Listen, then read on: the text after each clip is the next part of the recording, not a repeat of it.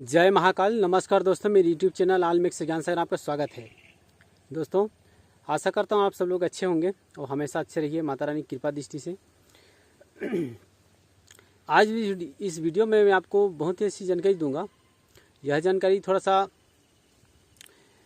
जो है अच्छा नहीं है, वाम मार्गी यह जो मैं प्रक्रिया बता रहा हूँ यह एक छोटा सा प्रक्रिया है, लेकिन इसको क्यों बता रहा हूँ इसका विचार मैं पहले बता दूँ।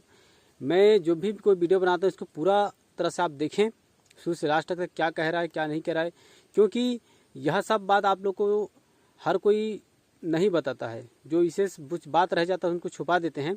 तो मैं किसी तरह के बात को छुपाता नहीं हूँ। जितनी जानकारी मेरे पास में है वो जानकारी आप लोग के समक्ष देने की कोशिश करता हूँ, ताकि यह जानकारी या फिर यह क्या विधि नियम है, किस तरह से पहले के लोग जो बुजुर्ग लोग वो करते हैं, वो जानकारी आप लोग को पता चले, ताकि आप लोग भी जान सके। इस तरह से पहले जो है प्राचीन ज़माने में जो बुजुर्ग लोग थे वो इस तरह से प्रयोग करते थे।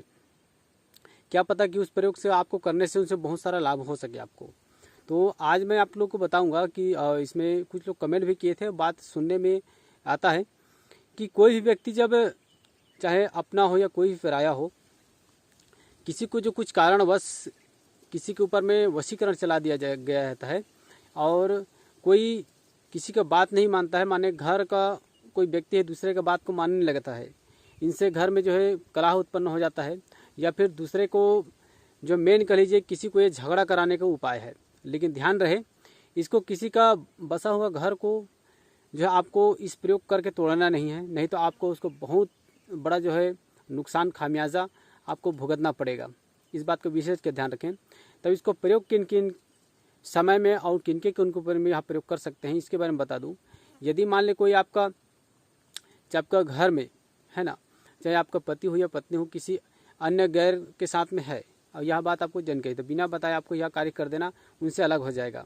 या किसी ने भुला करके उसको बहला फुसला करके अपने चंगुल में फंसा लिया है, या कोई तंत्र किया है या नहीं, आप किसी भी तरह से, और उनको जो है आप लाख प्रयत्न करें समझाने पर वो समझता नहीं है, तो यह प्रयोग चुपके से आप कर लेना। इनसे उन दोनों में अलग हो जाएगा और आपका काम बन जाएगा।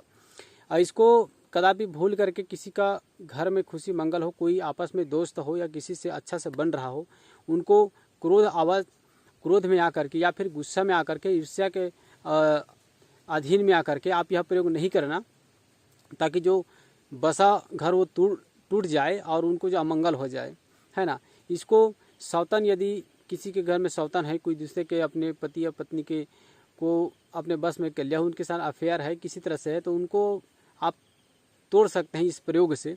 यह प्रयोग जो है यह तंत्र प्रयोग है, क्योंकि मंत्र और तंत्र और यंत्र इस तरह तीन प्रयोग होते हैं। मंत्र के बारे में बताया हूँ, फिर आगे मैं फिर बताऊँगा।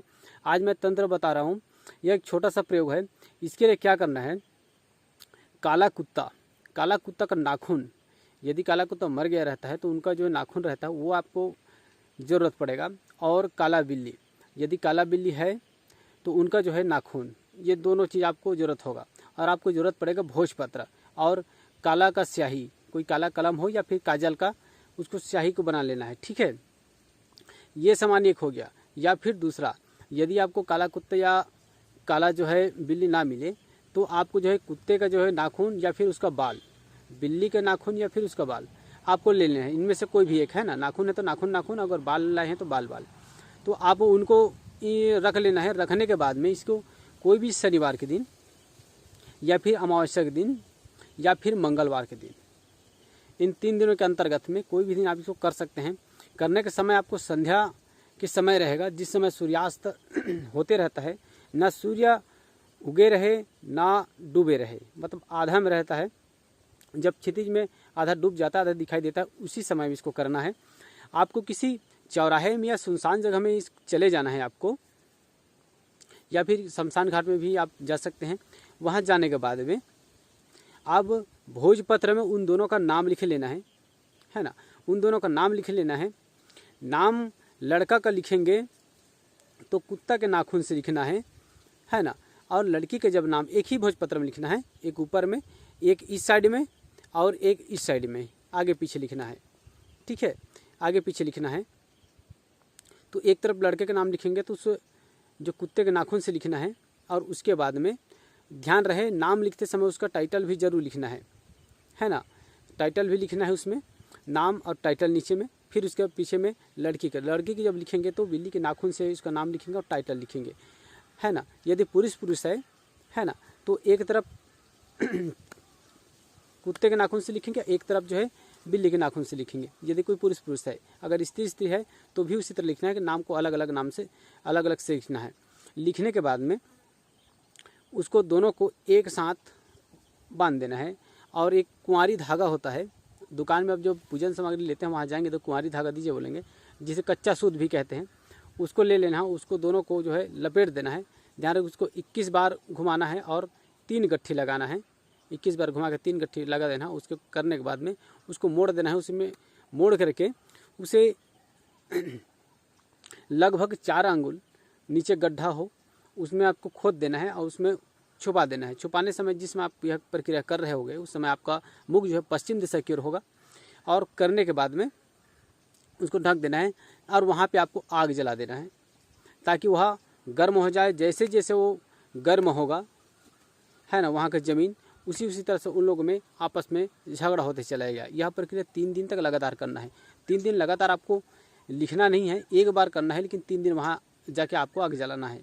इस बात को विशेष कर ध्यान रखें। यदि आपके पास नाखून नहीं है तो बाल है, तो बाल को भी, अब बाल है तो आपको लिखोगे कैसे उसमें, है ना। तब उस जो बाल है उनमें आपको लिखना नहीं पड़ेगा। लिखने का जो तरीका है उसमें आपको काला कलम से या फिर काजल का स्याही बना के काजल से नाम लिख देंगे। दोनों काजल से लिखेगा नाम को और दोनों का बाल को रख करके कुंवारी धागा से लपेट करके वहाँ पे करके रख देना है। इसे सेम टू सेम दोनों एक ही प्रक्रिया है, बस इसमें बाल होता है, इसमें नाखून का प्रयोग होता है। यह प्रयोग जो है जनहित के लिए, ताकि किसी की ज़िंदगी बन जाए। अगर किसी के साथ उलझा हुआ है, शौतन है, किसी को छुड़ाने के लिए, तो यह प्रयोग करना। और यह जानकारी जो है आप लोग को मैं दे रहा हूँ ताकि सही यूज हो सके। जो माता बहनाएँ परेशान हैं जिनसे, और किसी को वशीभूत कर लिया है किसी ने, उसको तोड़वाना है, तो यह प्रक्रिया कर सकते हैं। अगर यह जानकारी लगता है तो एक लाइक ज़रूर कर देना, इस वीडियो को शेयर ज़रूर करना ताकि यह जानकारी किसी अन्य को भी मिले और उसका लाभ हो सके। मैं जहाँ तक सोचते कि पुराने जो तौर तरीके हैं उसके बारे में यूट्यूब में जानकारी देते रहता हूँ।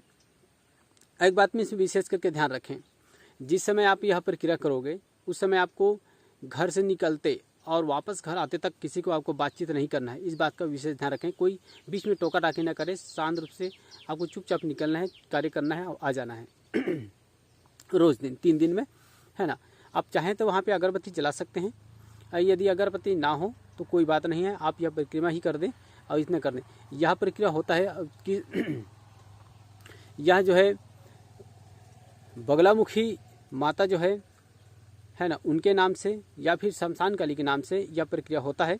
इसमें हम लोग का रणदेवी देवी होता है, उसके नाम से यह प्रक्रिया करते हैं, और भैरव के नाम से यह प्रक्रिया करते हैं।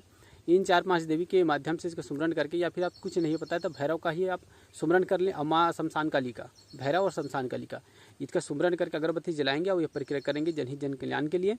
अगर वीडियो आपको अच्छा लगता है बिल्कुल लाइक कर दीजिए, और मेरे चैनल में नए हैं तो चैनल को सब्सक्राइब करके बगल बेल आइकन इसको प्रेस करना ना भूलें। इसी तरह वीडियो में जानकारी लाते रहता हूँ। वीडियो के साथ जुड़े रहें। वीडियो देखने के लिए धन्यवाद। थैंक्स। जय महाकाल।